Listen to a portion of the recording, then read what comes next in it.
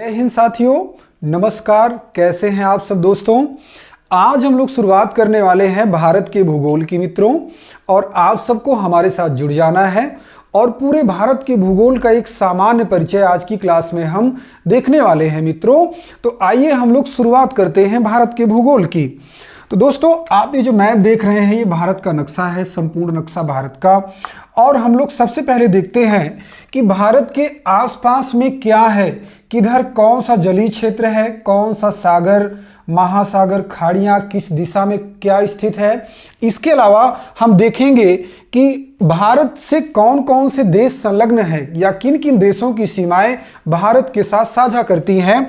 तो दोस्तों, ये भारत का नक्शा है। यदि मैं आपको बताऊं तो ये उत्तर दिशा है, यह उत्तर भारत है, ये दक्षिण भारत है, और ये पूरब होगा पूर्वी भारत, और ये पश्चिमी भारत। यानी हमने चारों दिशाओं को देखा, उत्तर भारत, दक्षिण भारत, पूर्वी भारत और पश्चिमी भारत। इसके अलावा हम देखते हैं कौन कौन सी वाटर बॉडीज भारत के आसपास के क्षेत्रों में हैं। तो दोस्तों, आप लोग भारत के दक्षिण पश्चिम में देखेंगे एक सागर स्थित है जिसका नाम है मित्रों अरब सागर।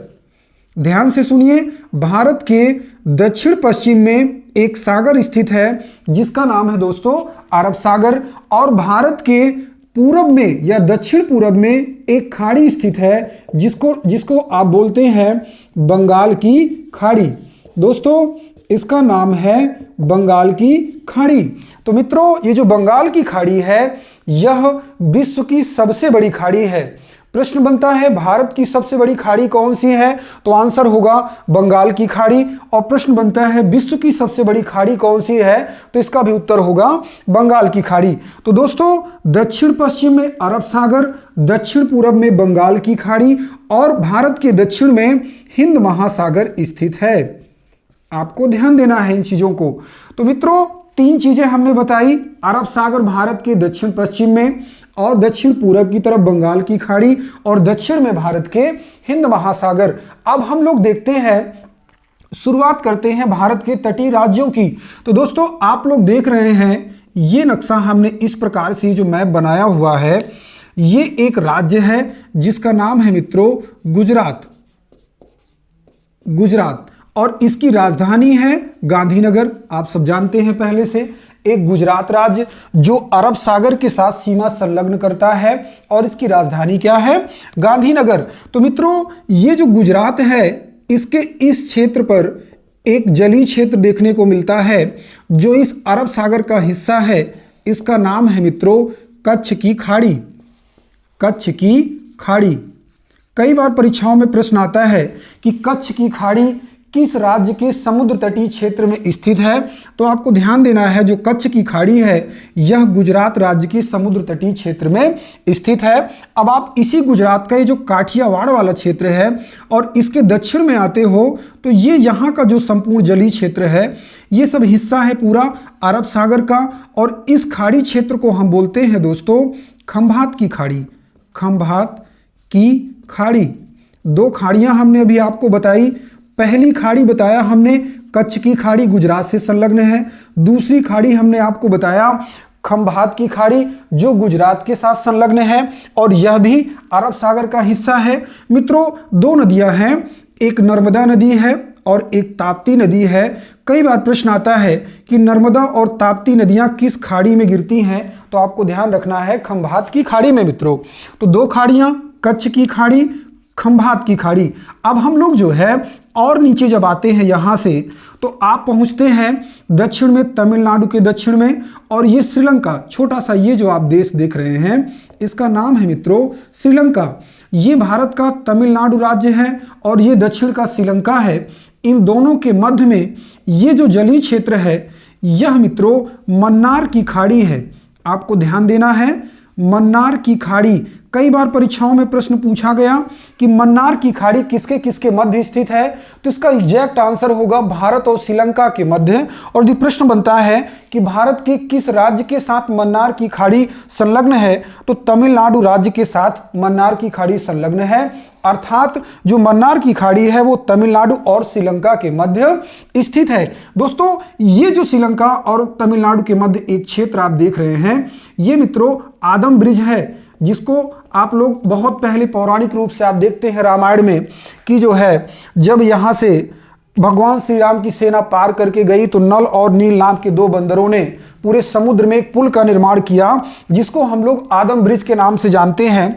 तो यह पुरवाल या मूंगा निर्मित एक द्वीपीय क्षेत्र है, जहां पर आप देखते हैं कि ये जो है जिसको हम आदम ब्रिज के नाम से जानते हैं। तो जैसे ही इसके हम पूर्व साइड पर आते हैं तो आप देखेंगे यहां पर एक खाड़ी स्थित है मित्रों, इसका नाम है पाक की खाड़ी।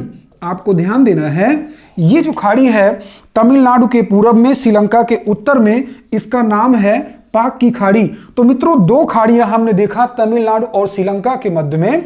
आपने देखा दक्षिण पश्चिम की तरफ पहली खाड़ी मन्नार की खाड़ी और दक्षिण पूर्व की तरफ आपने देखा पाक की खाड़ी। ये दोनों खाड़ियां किस देश के साथ संलग्न है? तो ये श्रीलंका के साथ संलग्न है। तो आपको ध्यान देना है, कई बार परीक्षाओं में प्रश्न आते हैं कि पाक की खाड़ी कहां पर है, तो ये भारत और श्रीलंका के मध्य स्थित है। लड़के कंफ्यूज होते हैं इस बात को लेकर के कि इसका नाम पाक की खाड़ी है तो निश्चित रूप से यह पाकिस्तान के साथ सीमा बनाती होगी, लेकिन दोस्तों ऐसा बिल्कुल नहीं है, आपको कहीं कंफ्यूज नहीं होना है।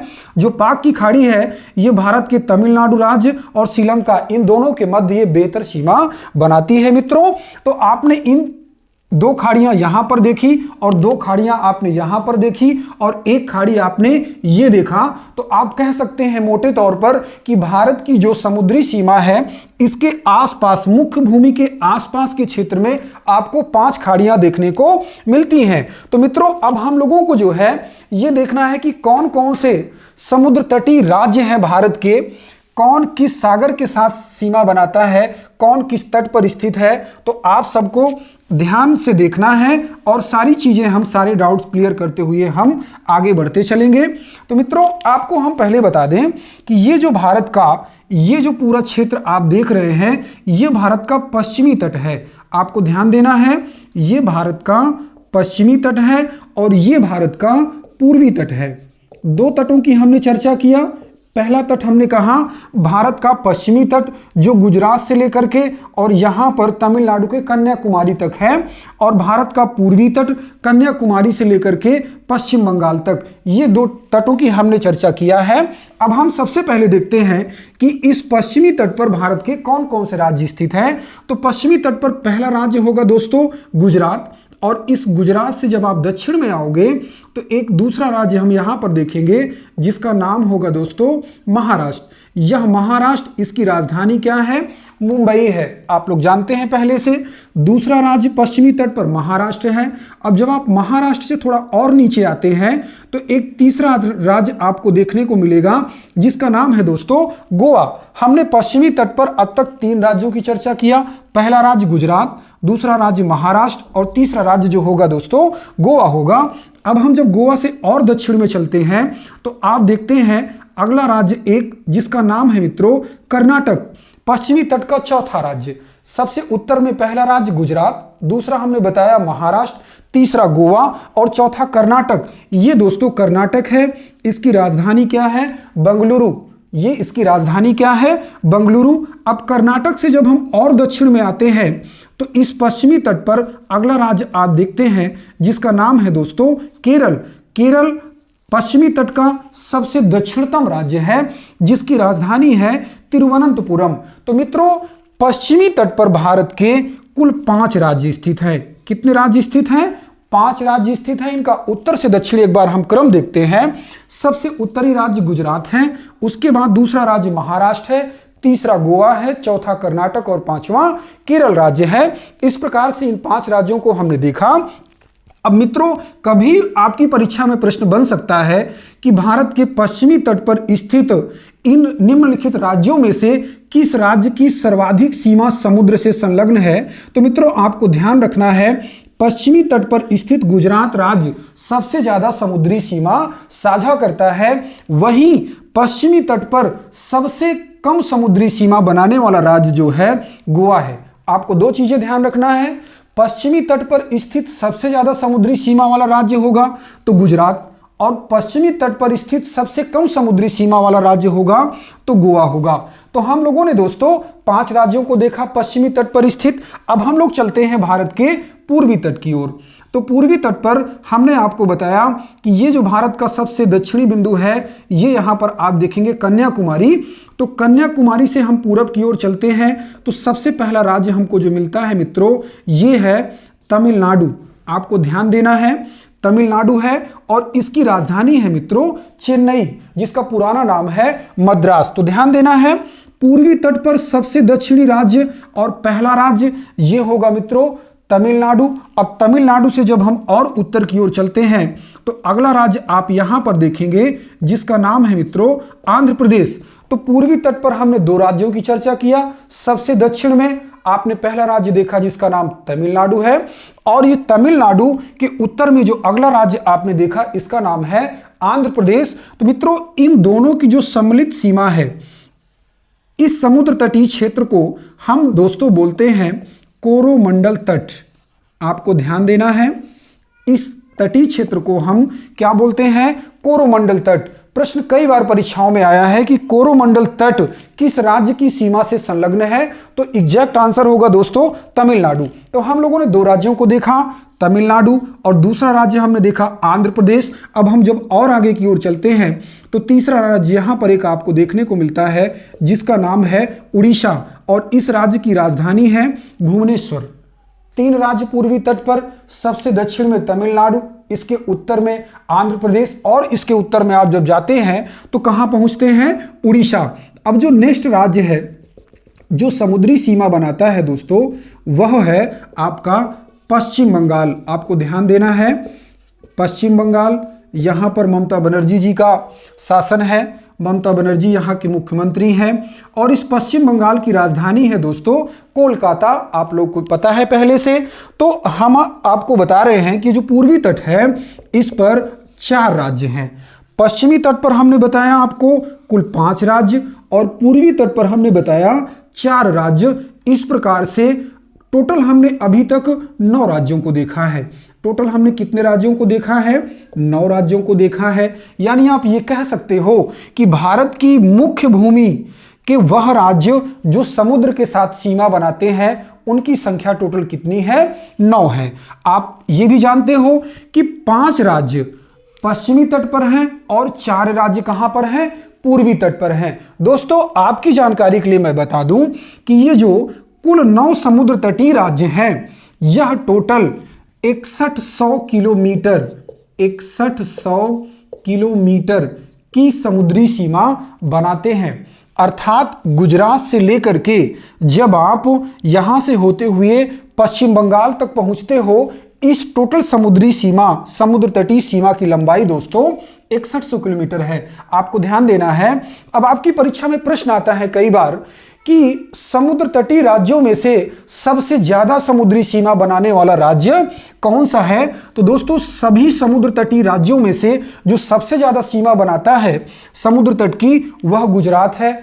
उसके बाद दूसरी सबसे बड़ी समुद्र तटीय सीमा वाला जो राज्य है दोस्तों, वह है आंध्र प्रदेश। आपको ये 2 चीजें बिल्कुल ध्यान में रखना है। सबसे ज्यादा समुद्री सीमा वाला राज्य गुजरात, उसके बाद दूसरा सबसे ज्यादा समुद्री सीमा वाला राज्य आंध्र प्रदेश है। वही प्रश्न बनता है सबसे कम समुद्री सीमा वाला राज्य कौन सा है। तो मित्रों सबसे कम समुद्र तटीय सीमा वाला जो राज्य है वह गोवा है। तो अभी तक आप लोगों ने मित्रों 9 राज्यों को देखा है, पश्चिमी तट पर 5 और पूर्वी तट पर 4। अब हम इसके अलावा आगे चलते हैं कि हम लोगों को किस प्रकार से आगे के राज्यों को सरलतापूर्वक याद कर लेना है। तो ध्यान देना है आपको, यह भारत का उत्तरी क्षेत्र है। एक देश यहां पर आप देखेंगे मित्रों जिसका नाम है पाकिस्तान।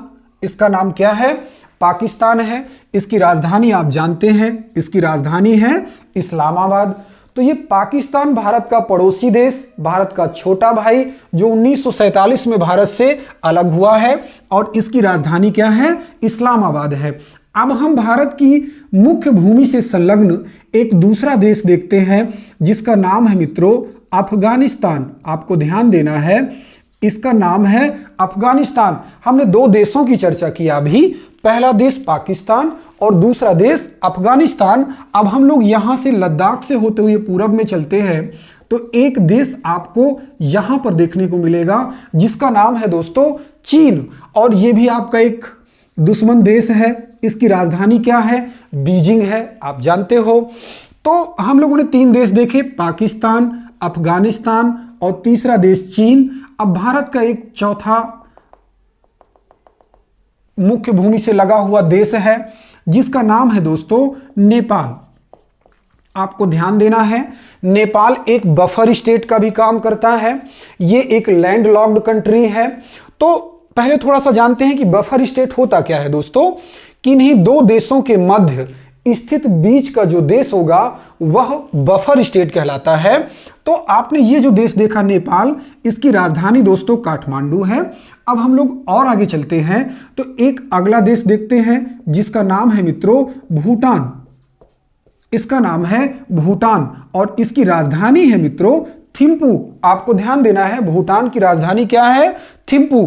तो हम लोगों ने अभी तक भारत की मुख्य भूमि से लगे कौन कौन से देश देखे?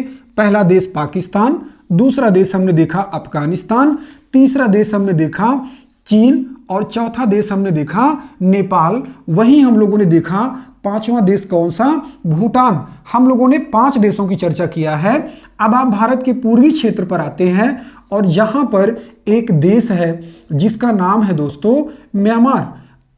इसका नाम क्या है? म्यांमार। और इसकी राजधानी है मित्रों न्यायपीढ़ा। आपको ध्यान देना है, म्यांमार की राजधानी क्या है? न्यायपीढ़ा। आप लोग पहले पढ़ते थे कि म्यांमार की राजधानी है रंगून। क्या है? रंगून। लेकिन अब रंगून नहीं रह गई है, म्यांमार की राजधानी क्या हो गई है? न्यायपीढ़ा हो गई है। तो दोस्तों एक गाना मुझे याद आ रहा है, पहले हम जब सुनते थे, मेरे पिया गए रंगून वहां से किया है टेलीफोन, तुम्हारी याद सताती है। तो दोस्तों इस गाने को आपको याद रखना है और इसी के सहारे आपको म्यांमार की राजधानी याद कर लेना है कि पहले क्या थी? रंगून थी और अब क्या हो गई है? न्यायपीढ़ा। तो ये हम लोगों ने देखा इस क्रम में 6वां देश। तो हमने 6 देशों को देख लिया।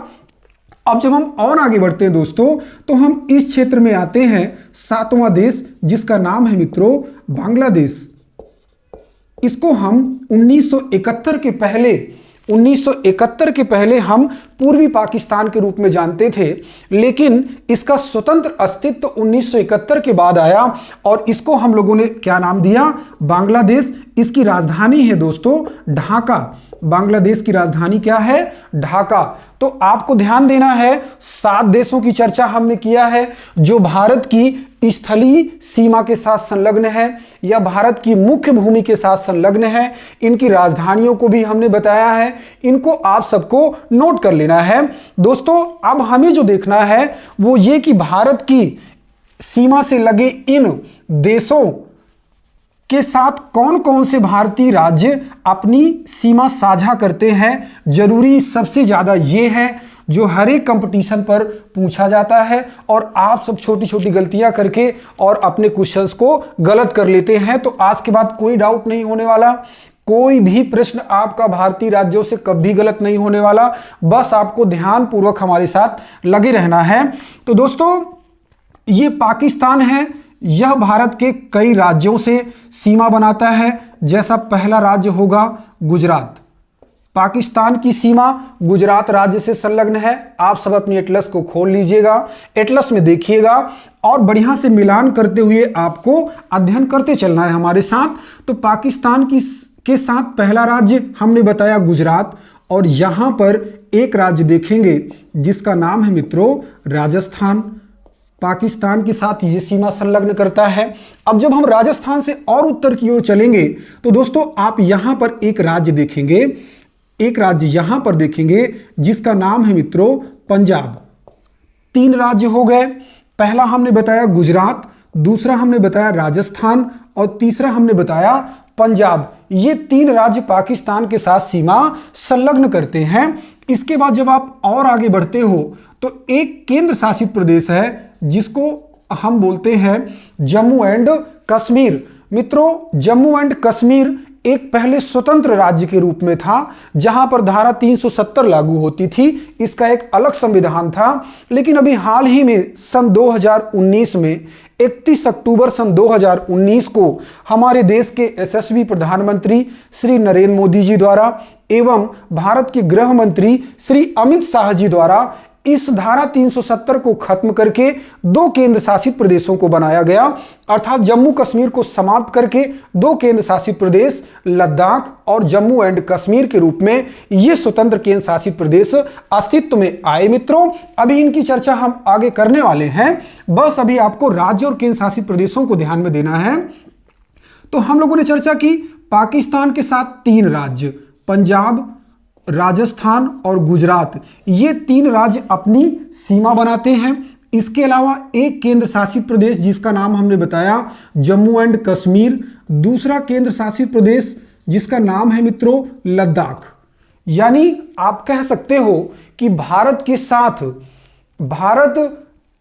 पाकिस्तान के साथ भारत के 3 राज्य और 2 केंद्र शासित प्रदेश सीमा बनाते हैं। या हम इसको ऐसे कहें कि पाकिस्तान भारत के 3 राज्यों गुजरात, राजस्थान, पंजाब के साथ सीमा बनाता है, वहीं पाकिस्तान 2 केंद्र शासित प्रदेशों आपका जम्मू कश्मीर और लद्दाख इनके साथ प्राकृतिक सीमा बनाता है। मित्रों, एक प्रश्न और आपको ध्यान देना है, अक्सर परीक्षाओं में प्रश्न आता है कि पाकिस्तान और भारत के मध्य की जो सीमा रेखा है इसको किस नाम से जानते हैं। तो आपको ध्यान रखना है, भारत और पाकिस्तान के मध्य की जो सीमा रेखा है इसको हम रेड क्लिफ के नाम से जानते हैं, आपको याद करना है। आगे हम बात करें तो प्रश्न आपकी परीक्षाओं में कभी बन सकता है कि पाकिस्तान की सीमा के साथ सर्वाधिक रूप से भारत का कौन सा राज्य सीमा साझा करता है। तो आपको ध्यान रखना है राजस्थान। भारत का राजस्थान एकमात्र ऐसा राज्य है जो पाकिस्तान के साथ सबसे ज्यादा सीमा बनाता है, आपको इस बात को ध्यान रखना है मित्रों। तो हम लोगों ने चर्चा कर लिया कि पाकिस्तान के साथ भारत के 3 राज्य और 2 केंद्र शासित प्रदेश ये जो है अपनी सीमा बनाते हैं। मित्रों, अब हम लोगों ने दूसरा देश जो देखा था अफगानिस्तान, तो जो अफगानिस्तान है इसकी सीमा जो है भारत के सिर्फ एक केंद्र शासित प्रदेश जिसका नाम है लद्दाख इसके साथ लगती है। और यह अफगानिस्तान भारत के साथ सबसे कम सीमा साझा करने वाला देश भी है, जो मात्र 106 किलोमीटर की सीमा साझा करता है भारत के साथ। आप याद रखिएगा कि भारत के साथ सबसे कम सीमा साझा करने वाला देश कौन सा है, अफगानिस्तान है, जो मात्र 106 किलोमीटर की सीमा साझा करता है भारत के साथ। एक प्रश्न और बनता है दोस्तों कि भारत और अफगानिस्तान इन दोनों के मध्य की जो सीमा है इसको किस नाम से हम जानते हैं। तो आपको ध्यान देना है, भारत और अफगानिस्तान के मध्य जो सीमा है इसको हम डूरंड रेखा के नाम से जानते हैं। ध्यान दीजिएगा, भारत और अफगानिस्तान के मध्य जो सीमा स्थित है, जो रेखा स्थित है, इसको हम डूरंड रेखा के नाम से जानते हैं। तो 2 देशों को दोस्तों हमने क्लियर किया। अब हम लोग आगे बढ़ते हैं। हमने जो चर्चा किया था तीसरा देश, इसका नाम है चीन, जिसकी राजधानी क्या है, बीजिंग है। आइए देखते हैं कौन कौन से केंद्र शासित प्रदेश और राज्य इसके साथ सीमा बनाते हैं। तो सबसे पहले ये जो चीन है, उत्तर में आप देखेंगे कि यह लद्दाख केंद्र शासित प्रदेश के साथ यह सीमा बनाता है चीन। उसके बाद और नीचे जब आप आते हैं तो एक राज्य यहां पर भारत का स्थित है जिसका नाम है मित्रों हिमाचल प्रदेश, यानी हिमाचल प्रदेश के साथ भी सीमा प्राकृतिक बनाता है चीन। ये देखिए, यानी चीन ने एक केंद्र शासित प्रदेश लद्दाख के साथ सीमा बनाया, दूसरा चीन ने हिमाचल प्रदेश के साथ सीमा बनाया। तीसरा हम देखते हैं भारत का एक राज्य है जिसका नाम है मित्रों उत्तराखंड। एक राज्य क्या है, उत्तराखंड है, इसके साथ भी जो है चीन प्राकृतिक सीमा बनाता है। आपको ध्यान देना है, पहला हमने बताया लद्दाख केंद्र शासित प्रदेश के साथ, दूसरा हमने बताया हिमाचल प्रदेश के साथ, और तीसरा हमने बताया उत्तराखंड के साथ चीन प्राकृतिक सीमा बनाता है। एक छोटा सा राज्य यहां पर आप देखेंगे जिसका मित्रों नाम है सिक्किम। इसका नाम क्या है, सिक्किम। ध्यान रखना है आपको, बहुत महत्वपूर्ण है। ये जितना छोटा है उतना ही महत्वपूर्ण है, आपको ध्यान रखना है। एक छोटा सा राज्य सिक्किम है जो चीन के साथ प्राकृतिक सीमा बनाता है। अब जब हम चीन से और आगे बढ़ते हैं तो यहां पर एक भारत का राज्य है जिसका नाम है मित्रों अरुणाचल प्रदेश। इसका नाम क्या है, अरुणाचल प्रदेश। अरुणाचल प्रदेश के साथ भी चीन प्राकृतिक सीमा बनाता है। अब आपको ध्यान देना है यहां पर, जो अरुणाचल प्रदेश है यहां पर चीन और भारत के बीच जो ये प्राकृतिक सीमा है दोस्तों, इसका नाम है मैकमोहन रेखा। इसका नाम है मैकमोहन रेखा। आप देख रहे हैं कई बार प्रश्न बना है परीक्षाओं में कि मैकमोहन रेखा किन दो देशों के मध्य प्राकृतिक सीमा किन दो देशों के मध्य स्थित है। तो दोस्तों ये जो मैकमोहन रेखा है यह भारत और चीन के मध्य स्थित है। इसका नाम क्या है? मैकमोहन रेखा। मित्रों मैं आपको बता दूं कि इस मैकमोहन रेखा का निर्धारण सन 1914 में किया गया था और तभी से भारत और चीन के मध्य यह क्षेत्र एक सीमा रेखा का काम करता है। तो अब ध्यान देना है आपको। हमने बताया कि चीन के साथ पहला केंद्र शासित प्रदेश लद्दाख जो प्राकृतिक सीमा बनाता है, दूसरा हमने बताया हिमाचल प्रदेश, तीसरा हमने बताया उत्तराखंड और चौथा हमने बताया सिक्किम और पांचवा हमने आपको बताया अरुणाचल प्रदेश। अर्थात आप कह सकते हो कि चीन के साथ 4 राज्यों हिमाचल प्रदेश, उत्तराखंड, सिक्किम और अरुणाचल प्रदेश की सीमा संलग्न होती है। वहीं एक केंद्र शासित प्रदेश जिसका नाम है दोस्तों लद्दाख, यह किसके साथ? चीन के साथ प्राकृतिक सीमा संलग्न करता है। मित्रों आप सबको ये बातें याद हो जानी चाहिए, इसको सब हाईलाइट करते चलिएगा और अपनी कॉपी में नोट करते चलिएगा और इसको जरूर अच्छे से एक बार आप तैयारी कर लोगे तो आप सबका बिल्कुल कोई कंफ्यूजन नहीं रहने वाला है। क्योंकि कई परीक्षाओं में आप जीआईसी का पेपर दीजिए या कोई अच्छा वनडे एग्जाम दीजिए, आप स्टेट पीसीएस वगैरह दीजिए, तो यहां से कई बार प्रश्न बनते हैं मित्रों। तो आप लोगों ने चीन को देखा, अब हम लोग चलते हैं नेपाल की तरफ। भारत का एक पड़ोसी देश जिसका नाम क्या है? नेपाल है मित्रों। अब यह नेपाल भारत के किन किन राज्यों के साथ सीमा बनाता है, आइए हम लोग देख लेते हैं। तो जो नेपाल है भारत के राज्य उत्तराखंड के साथ प्राकृतिक सीमा बनाता है। दूसरा यह यूपी के साथ प्राकृतिक सीमा बनाता है। तीसरा यह बिहार के साथ प्राकृतिक सीमा बनाता है। 3 राज्य हुए नेपाल के साथ प्राकृतिक सीमा बनाने वाले 3 राज्य। पहला हमने बताया उत्तराखंड, दूसरा हमने बताया उत्तर प्रदेश, तीसरा हमने बताया आपको बिहार और चौथा दोस्तों आपको ध्यान रखना है, ये एक छोटा सा आप देख रहे हैं यहां से पूरा उत्तर दिशा की ओर पतला पतला सा एक राज्य, इसका नाम है दोस्तों पश्चिम बंगाल। आपको ध्यान देना है, इसका नाम क्या है? इसका नाम है पश्चिम बंगाल। तो पश्चिम बंगाल भी नेपाल के साथ सीमा साझा करता है। यहां पर आप देखिएगा तो ये चौथा राज्य है जो नेपाल के साथ सीमा साझा करता है। अब जब पश्चिम बंगाल से आप थोड़ा और उत्तर में जाते हैं तो एक राज्य है जिसका नाम क्या है? सिक्किम। तो सिक्किम 5वां राज्य है, यानी नेपाल के साथ भारत के 5 राज्य सीमा बनाते हैं। आपको याद करना है इस बात को। पहला राज्य है उत्तराखंड, दूसरा उत्तर प्रदेश, तीसरा बिहार, चौथा पश्चिम बंगाल और 5वां सिक्किम। ये 5 राज्य ऐसे हैं जो नेपाल के साथ प्राकृतिक सीमा बनाते हैं। आपको मित्रों ध्यान रखना है इस बात को।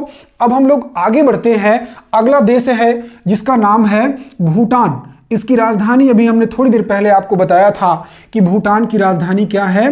थिम्पू। याद रखना है आपको। अब भूटान किन किन राज्यों के साथ सीमा बनाता है, आइए हम इसको भी देखते हैं। तो भूटान पहला राज्य होगा सिक्किम, जिसके साथ प्राकृतिक सीमा बनाएगा। ध्यान दीजिएगा, भूटान के साथ प्राकृतिक सीमा बनाने वाला पहला राज्य सिक्किम और दूसरा राज्य ये होगा पश्चिम बंगाल।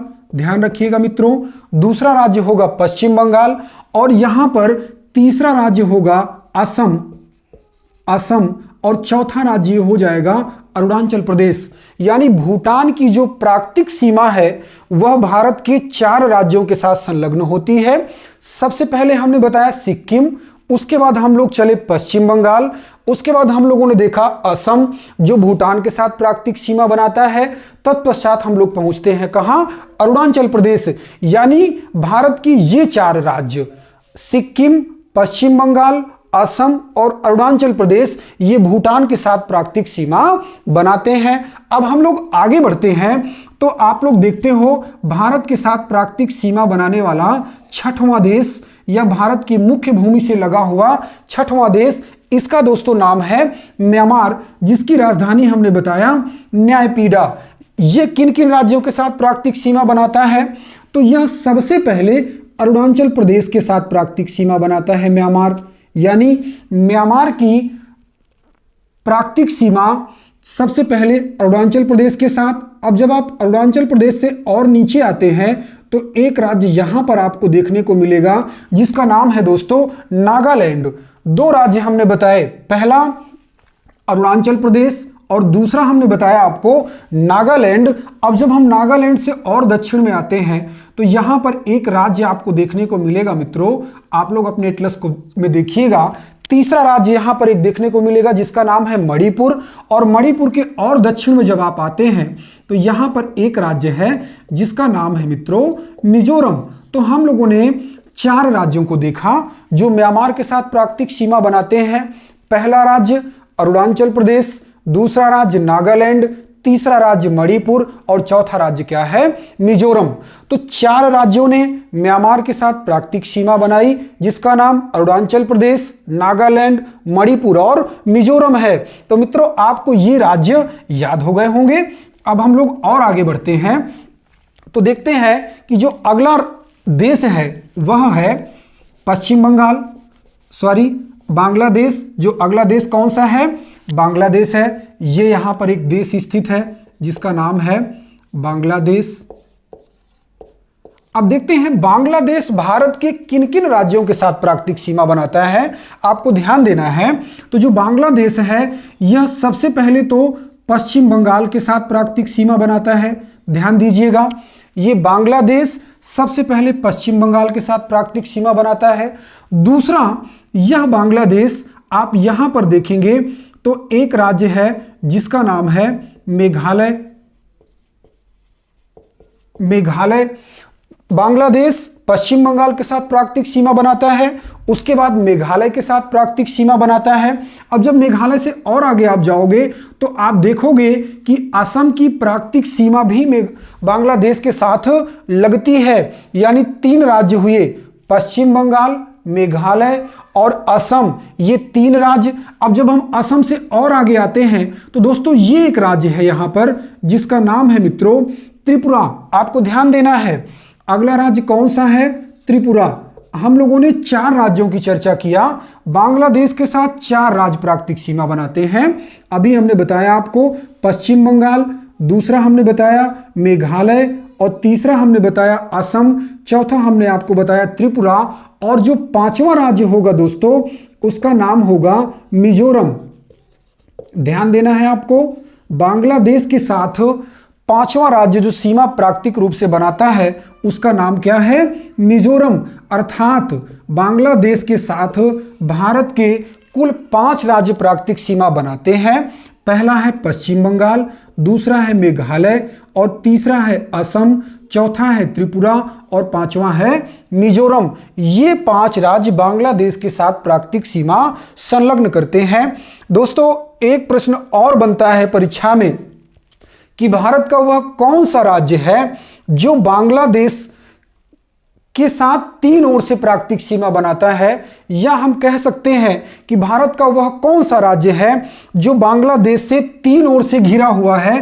तो आप यहां पर स्पष्ट रूप से देख रहे हैं कि त्रिपुरा भारत का एकमात्र ऐसा राज्य है जो बांग्लादेश से 3 ओर से घिरा हुआ है, यानी बांग्लादेश की अंतर्राष्ट्रीय सीमा के साथ 3 ओर से घिरा हुआ राज्य कौन सा है? त्रिपुरा है। आपको याद रखना है मित्रों। ये सारी चीजें आपने भी देखा कि भारत की जो प्राकृतिक सीमा है किन किन राज्यों के साथ संलग्न होती है, कौन से देश के साथ कौन से राज्य प्राकृतिक सीमा बनाते हैं। आप इसको बेहतर तरीके से समझ पाए होंगे। आपकी जानकारी के लिए थोड़ा सा मैं बता देता हूं कि जो ये भारत की स्थलीय सीमा है, गुजरात के पास से हमने शुरू किया, कच्छ केरल के पास से होते हुए राजस्थान से आगे बढ़े हम और हम लोग पहुंचे कहाँ? पंजाब। पंजाब के बाद हम लोग जम्मू कश्मीर पहुंचे, जम्मू कश्मीर से हम लोग लद्दाख होते हुए आगे बढ़ते हैं और हम आ जाते हैं हिमाचल प्रदेश। हिमाचल प्रदेश के बाद हम आ जाते हैं उत्तराखंड।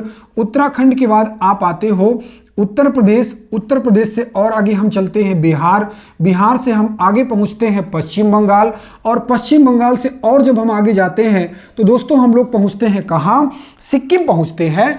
और सिक्किम के बाद जब हम और आगे आते हैं तो आप पहुंचते हैं मित्रों असम। पश्चिम बंगाल के बाद यहाँ सिक्किम के बाद हम आते हैं तो असम आते हैं। असम के बाद और आगे जब हम जाते हैं तो अरुणाचल प्रदेश, अरुणाचल प्रदेश से नीचे हम आए नागालैंड, नागालैंड से नीचे मणिपुर, मणिपुर से नीचे हम आए मिजोरम, और इधर आपने देखा त्रिपुरा, और यहाँ पर एक राज्य आपने देखा क्या, मेघालय। इस प्रकार से ये जो संपूर्ण यहाँ तक की यात्रा आपने देखा है बच्चों, ये जो है टोटल इसकी लंबाई है 15,200 किलोमीटर। आपको ध्यान रखना है भारत की स्थलीय सीमा, ये आपने भारत की जलीय सीमा देखा था, इसकी लंबाई हमने बताया था आपको 6100 किलोमीटर। भारत की मुख्य भूमि की जलीय सीमा की लंबाई हमने आपको बताया था 6100 किलोमीटर। वहीं यदि हम भारत के द्वीपों को जोड़ लेते हैं, जैसे अरब सागर में स्थित लक्षद्वीप है और बंगाल की खाड़ी में स्थित आपका अंडमान और निकोबार द्वीप समूह है, यदि इन सबकी तटीय सीमा की लंबाई को हम जोड़ लेते हैं तो ये लंबाई बढ़ करके हो जाती है दोस्तों 7516 किलोमीटर। और इसको दो तरीके से आपको समझना है, भारत की मुख्य भूमि की तटीय सीमा की कुल लंबाई 6100 किलोमीटर है, और संपूर्ण भारत की कुल तटीय सीमा रेखा की लंबाई कितनी है, तटीय समुद्री सीमा रेखा की लंबाई 7516 किलोमीटर है। या ऐसे भी इसको समझ सकते हो कि द्वीपों सहित भारत की कुल समुद्र तटीय सीमा की लंबाई कितनी है, 7516 किलोमीटर है। इसी प्रकार से भारत की कुल स्थलीय सीमा की लंबाई दोस्तों है 15,200 किलोमीटर, और कहीं कहीं पर यह लिखा मिलता है 15,106 किलोमीटर। तो मित्रों आपको ध्यान देना है, आपको जो याद रखना है वो याद रखना है 15,200 किलोमीटर आपको याद रखना है भारत की कुल स्थलीय सीमा की लंबाई, और भारत की मुख्य भूमि की जलीय सीमा की लंबाई 6100 किलोमीटर, और इसके अलावा द्वीप समूहों सहित भारत की तटीय सीमा की लंबाई कुल कितनी है, 7516 किलोमीटर है। अब मित्रों कुछ चीजों को हम और देखते हैं जहां से कई बार प्रश्न आए हैं इसके पहले, तो आपको ध्यान देना है भारत की वह कौन से ऐसे राज्य हैं जो तीन ओर से अंतरराष्ट्रीय सीमा से घिरे हुए हैं, यह प्रश्न इसके पहले बना है दोस्तों। तो आपको ध्यान से देखना है, भारत का एक राज्य सिक्किम है जो तीन देशों के साथ सीमा संलग्न करता है। पहला देश नेपाल, दूसरा देश भूटान और तीसरा देश चीन। सिक्किम एक ऐसा राज्य है भारत का जो तीन देशों के साथ सीमा बनाता है, सिक्किम के पश्चिम में नेपाल और सिक्किम के पूर्व में भूटान, वहीं सिक्किम के उत्तर में चीन। यानी तीन ओर से अंतरराष्ट्रीय सीमा आपको देखने को मिली, या चीन, भूटान, नेपाल, इन तीन देशों के साथ सिक्किम अपनी सीमा बनाता है। तो पहला राज्य भारत का हमने बताया सिक्किम, जो तीन ओर से अंतरराष्ट्रीय सीमा बनाता है, या हम कहें कि सिक्किम तीन ओर से तीन देशों के साथ घिरा हुआ है। आइए अब हम अगला देश देखते हैं, अगला राज्य हम लोग देखते हैं, कौन सा अगला राज्य ऐसा है जो किन्हीं तीन देशों के साथ प्राकृतिक सीमा बनाता है। आइए देखते हैं हम। तो जो दूसरा राज्य आप देखेंगे वह होगा मित्रों पश्चिम बंगाल। आप अपने एटलस पे खोल के देखिएगा, पश्चिम बंगाल सबसे पहले तो बांग्लादेश के साथ प्राकृतिक सीमा बनाता है। इसके अलावा पश्चिम बंगाल का ये जो चिकन नेक वाला क्षेत्र है यह नेपाल के साथ जो है प्राकृतिक सीमा बनाता है। इसके अलावा पश्चिम बंगाल आप देखेंगे भूटान के साथ भी प्राकृतिक सीमा बनाता है। तो पश्चिम बंगाल दूसरा ऐसा राज्य है जो तीन देशों के साथ प्राकृतिक सीमा बनाता है। पहला पश्चिम बंगाल बांग्लादेश के साथ प्राकृतिक सीमा बनाता है, दूसरा पश्चिम बंगाल नेपाल के साथ प्राकृतिक सीमा बनाता है, तीसरा पश्चिम बंगाल भूटान के साथ भी प्राकृतिक सीमा बनाता है। तो आपको बच्चों इस बात को याद रखना है, अब आइए अगला हम देखते हैं कि कौन सा राज्य है जो 3 देशों के साथ प्राकृतिक सीमा बनाता है। तो दोस्तों जो अगला राज्य हो जाएगा वह होगा अरुणाचल प्रदेश। आपको ध्यान रखना है। आइए देखते हैं अरुणाचल प्रदेश की सीमा किन किन देशों के साथ लगी हुई है। तो अरुणाचल प्रदेश की सीमा आप देखेंगे तो भूटान के साथ भी लगती है। इसके अलावा अरुणाचल प्रदेश की सीमा चीन के साथ भी लगती है और पूरब की तरफ हम देखें तो अरुणाचल प्रदेश की सीमा म्यांमार के साथ भी लगती है। यानी सिक्किम, पश्चिम बंगाल, अरुणाचल प्रदेश, ये 3 राज्य 3 देशों के साथ प्राकृतिक सीमा बनाते हैं। आपको ये बात एकदम याद रखना है। दोस्तों मैं आपको बता दूं कि जीआईसी लेक्चरर 2015 में प्रश्न आया कि निम्नलिखित राज्यों में से कौन सा राज्य 3 देशों के साथ प्राकृतिक सीमा बनाता है। बहुत सारे लोगों ने इस प्रश्न का गलत किया, लेकिन आपको इस कंफ्यूजन को एकदम दूर करना है। भारत के 3 ऐसे राज्य जो 3 देशों के साथ प्राकृतिक सीमा बनाते हैं, पहला सिक्किम, दूसरा पश्चिम बंगाल और तीसरा अरुणाचल प्रदेश। अब दोस्तों आपको ध्यान देना है, एक केंद्र शासित प्रदेश भी ऐसा है जो 3 देशों के साथ प्राकृतिक सीमा बनाता है। इसका नाम है दोस्तों लद्दाख। आइए हम देखते हैं इसको। लद्दाख सबसे पहले तो आप देखेंगे कि लद्दाख पूरब में चीन के साथ प्राकृतिक सीमा बनाता है। वहीं लद्दाख अफगानिस्तान के साथ भी प्राकृतिक सीमा बनाता है। वहीं लद्दाख पाकिस्तान के साथ भी प्राकृतिक सीमा बनाता है। यानी भारत के 3 राज्य जो 3 देशों के साथ प्राकृतिक सीमा बनाते हैं, वहीं एक केंद्र शासित प्रदेश लद्दाख, यह भी 3 देशों के साथ प्राकृतिक सीमा बनाता है। मित्रों इस बात को आपको याद रखना है। बहुत अच्छे से अपने एटलस पे हाईलाइट कर लीजिएगा, अपने नोट्स पे इसको नोट कर लीजिएगा, क्योंकि ये बहुत आगे काम आने वाला है, क्योंकि ये हर परीक्षा के लिए उपयोगी है। जब तक हम सबसे पहले अपने देश की सीमा, अपने देश के राज्यों, अपने देश से लगे हुए अन्य देशों, इन सब के बारे में हमें बेहतर जानकारी नहीं होगी, तब तक दोस्तों आप बहुत अच्छे तरीके से भारत का भूगोल नहीं समझ सकते हैं। आपकी समझ बेहतर हो, इसीलिए हमने सोचा कि हमें एक क्लास लेना चाहिए जो सिर्फ भारत के राज्यों पर आधारित हो। कौन कौन से राज्य कहाँ से संलग्न होते हैं, इन सारी चीज़ों की व्याख्या करता हो। तो आपको ध्यानपूर्वक समझना है। अब आइए दोस्तों हम आगे बढ़ते हैं और हम देखते हैं कि जिस प्रदेश में हम रहते हैं, उत्तर प्रदेश के हम रहने वाले हैं, तो यूपी किन किन राज्यों के साथ प्राकृतिक सीमा बनाता है। आपको ध्यान से समझना है। यह प्रश्न इसके पहले यूपी पीसीएस में कई बार आया है। इसके अलावा वनडे एग्जाम्स में भी यह प्रश्न आ चुका है कि उत्तर प्रदेश निम्नलिखित में से किस राज्य के साथ सीमा नहीं बनाता है। तो आपको ध्यान देना है, उत्तर प्रदेश के साथ सबसे पहली जो सीमा आप देखेंगे कि उत्तर प्रदेश लगा हुआ है किससे? उत्तराखंड से। उत्तराखंड किसी समय उत्तर प्रदेश का हिस्सा हुआ करता था, लेकिन आज उत्तराखंड एक स्वतंत्र राज्य के रूप में है। तो उत्तराखंड से उत्तर प्रदेश की सीमा लगती है। वहीं आप देखेंगे कि उत्तर प्रदेश की सीमा हिमाचल प्रदेश से भी लगती है। आप अपने एटलस पर देखिएगा कि उत्तर प्रदेश के साथ प्राकृतिक सीमा बनाता है हिमाचल प्रदेश भी। उत्तर प्रदेश का एक जिला जिसका नाम है सहारनपुर दोस्तों, यह हिमाचल प्रदेश के साथ प्राकृतिक सीमा बनाता है। अब हम और आगे जब चलते हैं तो उत्तर प्रदेश के साथ अगला एक राज्य है जिसका नाम है दोस्तों हरियाणा, यह भी प्राकृतिक सीमा बनाता है। अब जब हम हरियाणा से और आगे चलते हैं तो आप देखते हैं कि एक केंद्र शासित प्रदेश है जिसका नाम है दोस्तों दिल्ली, यह भी उत्तर प्रदेश के साथ प्राकृतिक सीमा बनाता है, या कह सकते हो कि उत्तर प्रदेश के साथ सीमा संलग्न करता है। अब हम जब दिल्ली से और आगे चलते हैं तो उत्तर प्रदेश की सीमा जो है राजस्थान से भी संलग्न होती है। अब हम और आगे बढ़ते हैं तो उत्तर प्रदेश की सीमा आप देखते हो मध्य प्रदेश के साथ भी संलग्न होती है। अब हम उत्तर प्रदेश से जब और मध्य प्रदेश के जब और आगे चलते हैं तो आप देखेंगे अगला राज्य होगा छत्तीसगढ़। छत्तीसगढ़ से और आगे बढ़ेंगे तो अगला राज्य होगा दोस्तों झारखंड। झारखंड से और उत्तर की ओर जब हम चलेंगे तो मित्रों अगला राज्य होगा बिहार। तो आप लोगों ने देखा कि उत्तर प्रदेश के साथ कुल इतने राज्य सीमा बनाते हैं। आइए हम इनकी गणना कर लेते हैं।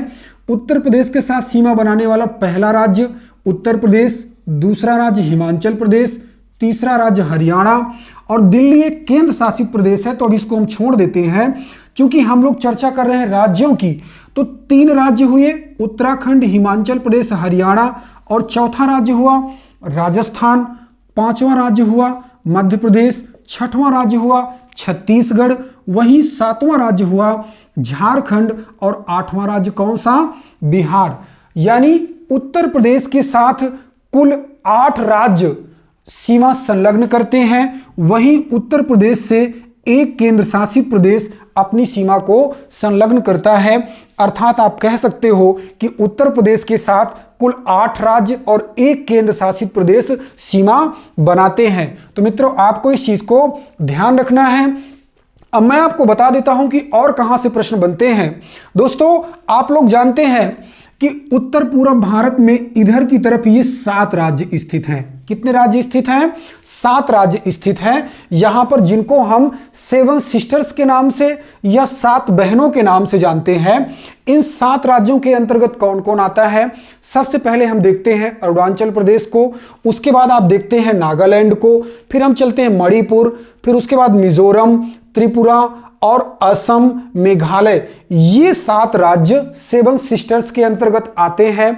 इन 7 राज्यों में असम एकमात्र ऐसा राज्य है जो 7 सिस्टर्स के अन्य सभी राज्यों के साथ प्राकृतिक सीमा बनाता है। आप अपने एटलस में देखिएगा, आपको स्पष्ट रूप से देखने को मिलेगा। ये संपूर्ण मध्य का क्षेत्र कौन सा है? ये असम है। और ये असम अरुणाचल प्रदेश, नागालैंड, मणिपुर, मिजोरम, त्रिपुरा, मेघालय, इन सभी राज्यों के साथ प्राकृतिक सीमा बनाता है।